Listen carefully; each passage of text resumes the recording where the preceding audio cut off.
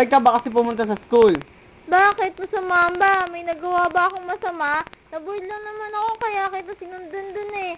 Tingnan ko lang naman kung kamusta ka, kung okay ka lang at kung pauwi ka na. Kasi gutom na ako eh.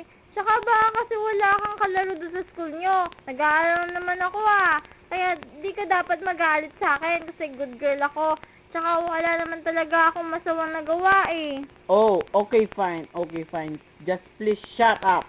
Bakit ba kasi lagi mo akong pinapatahimik? Kasi you're too noisy. Bakit ka ba laging galit? Cause you're always irritating me. Bakit ka ba ganun sa akin? Cause you are the one who always make noise. Bakit kasi di na lang tayo maglaro?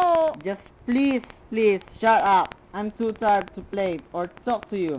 I don't have any time to everyone. Cause I want to sleep. Bakit ka ba kasi tulog ng Cause tulog? I'm sleepy. Bakit?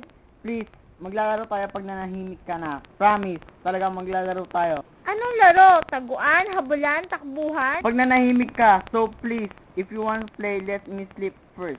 Okay. Ilang oras ka ba tutulog? Gigisingin kita ha? Dapat 5 oras lang. 10, Ha? 8. 9, 8.5 hours na lang. Deal, no erase period, no liquid erasure. whatever.